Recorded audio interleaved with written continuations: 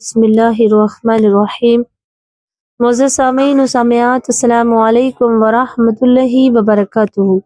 امید ہے کہ آپ سب خیر و عافیت سے ہوں گے۔ اللہ رب العزت سے دعا ہے کہ وہ آپ کو خوش رکھے، آباد رکھے۔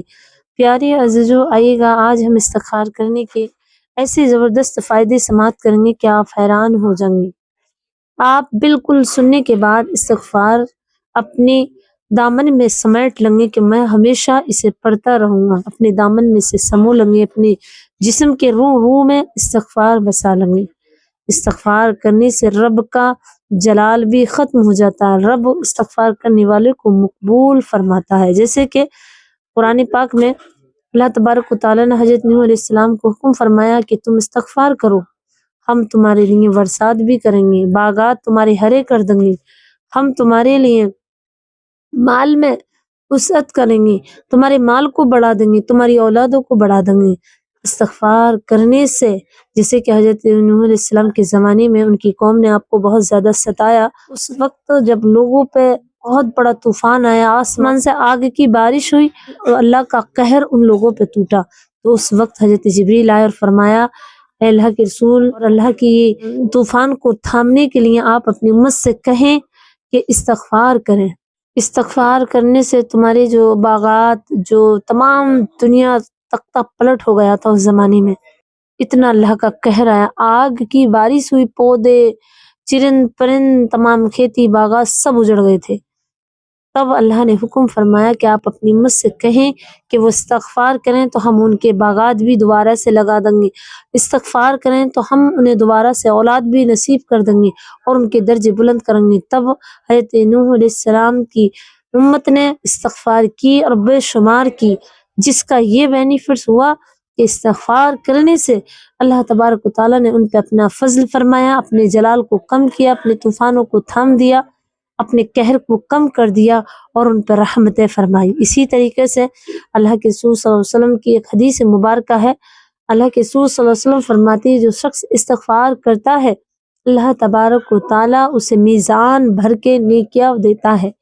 اب ایک ایسی استغفار ہے، اگر آپ نے کر لی تو انشاءاللہ آپ یہ استغفار آپ کی دنیا کے معاملے بھی سنور جائیں گے اور آخرت بھی آپ کی اس سے درست ہو جائے گی، کیونکہ اس استغفار کو کرنے سے اللہ رب العزت میزان بھر کے نیکی عطا فرماتا ہے۔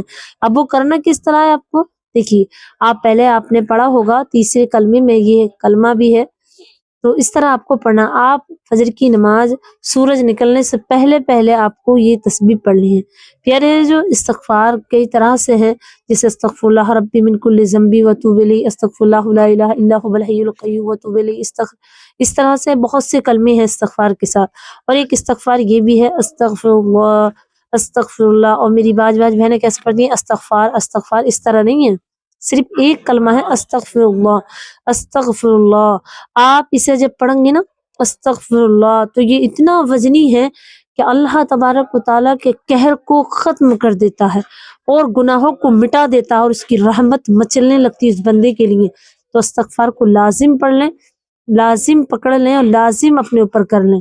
استغفار کم سے کم 100 مرتبہ پڑھیں، زیادہ سے زیادہ ہو جائے تو آپ 700 مرتبہ پڑھ لیں، 500 مرتبہ پڑھ لیں، لیکن کم سے کم 100 مرتبہ، جیسے کہ میرے اور آپ کے آقا کریم صلی اللہ علیہ وسلم اللہ کے پیارے رسول ہیں اور نبی تمام جتنے بھی ہیں جو معصوم ہیں، جو گناہوں سے وہ پاک ہوا کرتے ہیں، اللہ کے نبی، تو میرے اور آپ کے آقا کریم صلی اللہ علیہ وسلم کا معمول تھا کہ آپ 101 مرتبہ یعنی 100 مرتبہ استغفار کیا کرتے تھے، حالانکہ ان سے کوئی بھی گناہ نہیں ہو سکتا کیونکہ وہ تو معصوم ہیں اور اللہ کے سچے نبی ہیں، تو وہ استغفار کرتے تھے۔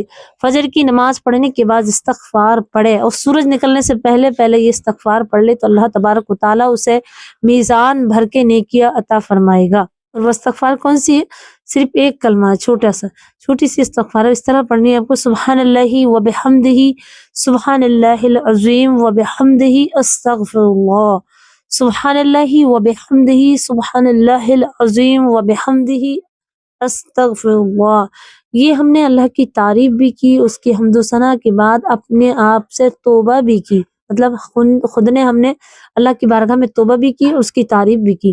یہ جملے اللہ کو بہت پسند ہے، اور یہ فرشتوں کی تسبیح، سبحان اللہ و بحمدہ، سبحان اللہ العظیم و بحمدہ، استغفر اللہ، یہ آپ کو 101 مرتبہ پڑھنی ہے۔ فجر کی نماز کے بعد سورج نکلنے سے پہلے جیسے سورج کا اعلان کرتے ہیں حضرت مسجدوں میں امام صاحب کہ سورج نکلنا شروع ہو گیا، اس سے پہلے آپ کو نماز ادا کرنے کے بعد پڑھنی ہے، یعنی سورج نہیں نکلے اتنے آپ کو یہ تسبیح پڑھنی ہے 100 مرتبہ۔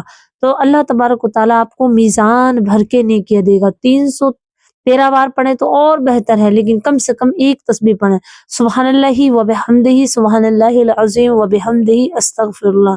پیاری جو یہ اتنی بڑی تسبیح ہے کہ دنیا کے تمام مسئلے آپ کے آٹومیٹک حل ہوتے چلے جائیں گے، اور کتنا آسان ہے کہ ہم اللہ کی تعریف بھی کر رہے ہیں اور اپنی توبہ بھی کر رہے ہیں۔ تو پیاری بہنیں اور میرے بھائی، اگر بزنس کرتے ہیں یا پھر کوئی بھی ان کا کاروبار ہے، 5 گانا نمازوں کے ساتھ ساتھ استغفار بھی لازم ضرور پڑھیں، ضرور پڑھیں۔